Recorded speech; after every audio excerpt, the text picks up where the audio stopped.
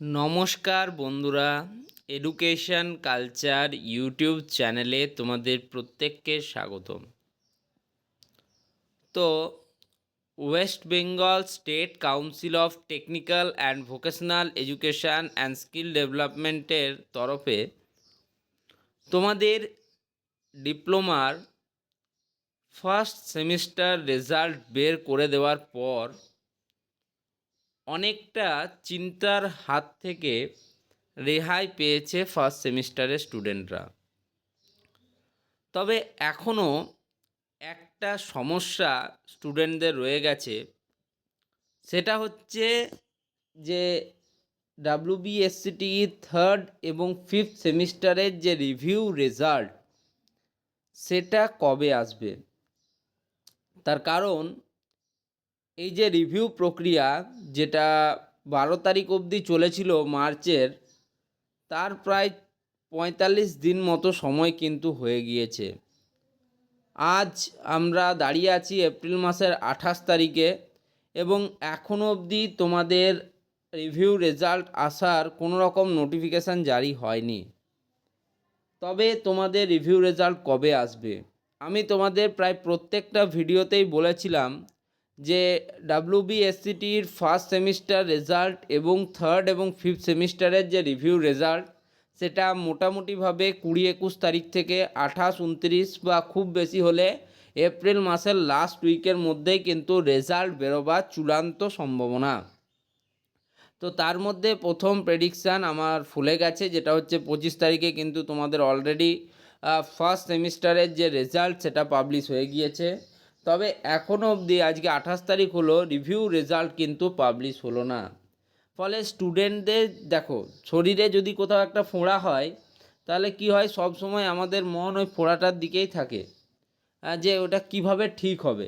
সেই রকমই যতক্ষণ আমাদের ব্যাকলগ আছে, সেটার জন্য আমরা ভ্যারিফিকেশানে দিয়েছি, সেটা যতক্ষণ না ক্লিয়ার হচ্ছে ততক্ষণ আমরা যে ইভেন্ট সেমিস্টারের জন্য যে পড়াশুনোটা সেটা কিন্তু করতে পারছি না।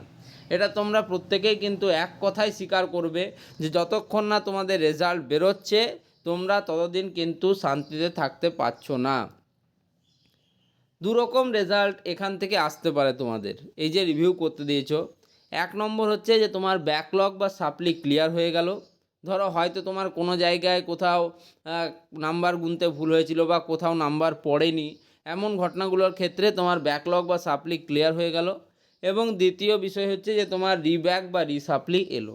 ঠিক আছে, তো দুটি বিষয়ে তোমার কাছে খুব বেশি চিন্তা থাকবে না। যদি ধরো তুমি ডিপ্লোমার এখন 6 সেমিস্টারের স্টুডেন্ট, তোমার ফিফথ সেমিস্টারে কোনোটাতে আবার রিব্যাক বা রিসাপ্লি এলো, তোমরা 6 সেমিস্টার দেওয়ার পর স্পেশাল সাপ্লিমেন্টারি এক্সামিনেশন যখন হবে তখন তোমরা সেটাকে ক্লিয়ার করতে পারবে। তার মানে তোমাদের হাতে সুযোগ থাকবে। ঠিক আছে, আর যদি তোমরা এখন বর্তমানে ফোর্থ সেমিস্টারের স্টুডেন্ট হও, থার্ড সেমিস্টারে তোমাদের ব্যাক বা সাপ্লি এসেছিলো, রিভিউ করতে দিয়েছিলে, পুনরায় তোমার ব্যাক এলো, তাহলে সেটা তোমরা আবার ফিফথ সেমিস্টারে গিয়ে যখন অড সেমিস্টার পরীক্ষা হবে তখন তোমরা দিতে পারবে তোমাদের পরীক্ষাটা। ফলে খুব বেশি চিন্তার জায়গা নেই। তাই রেজাল্ট বেরিয়ে যাওয়াটাই এখন কিন্তু সবথেকে যুক্তিযুক্ত কাজ। এবং এতটা দিনও সময় হলো, অলরেডি তোমাদের সাথে MAKAUT Maulana Abul Kalam Azad university of technology যেটা তারও কিন্তু তোমাদের যে রিভিউয়ের রেজাল্ট সেটা কিন্তু অলরেডি পাবলিশ হয়ে গেছে। পিপিআর রেজাল্টটা, পোস্ট পাবলিকেশন রিভিউটা, তাদেরও রিভিউ মোটামুটি শুরু হয়েছিল তোমার মার্চ মাসের 3 তারিখ থেকে চলেছিল 7 তারিখ অবধি। তো তোমাদেরও রিভিউ মোটামুটি ধরো 10 তারিখ থেকে শুরু হয়েছিল মার্চের এবং চলেছিল 12 তারিখ অবধি। ওদের রেজাল্ট 4-5 দিন আগে বেরিয়েছে।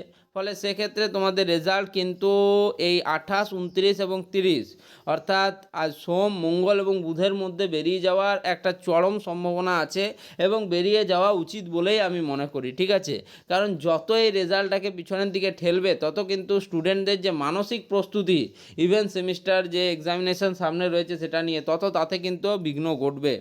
এবং আমি একজন স্টুডেন্ট যে কিন্তু এই জিনিসগুলো ফেস করতে দেখেছি, স্টুডেন্টদের এই সমস্যাগুলো কিন্তু আমি নিজের চোখে দেখেছি।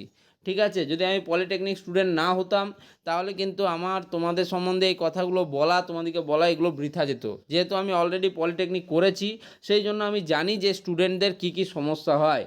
তাই আমি সব সময় তোমাদের সমস্যার সমাধানের সূত্রগুলো খোঁজার চেষ্টা করি। ঠিক আছে, তো এই ভিডিওটা এখানেই শেষ করছি, ধন্যবাদ।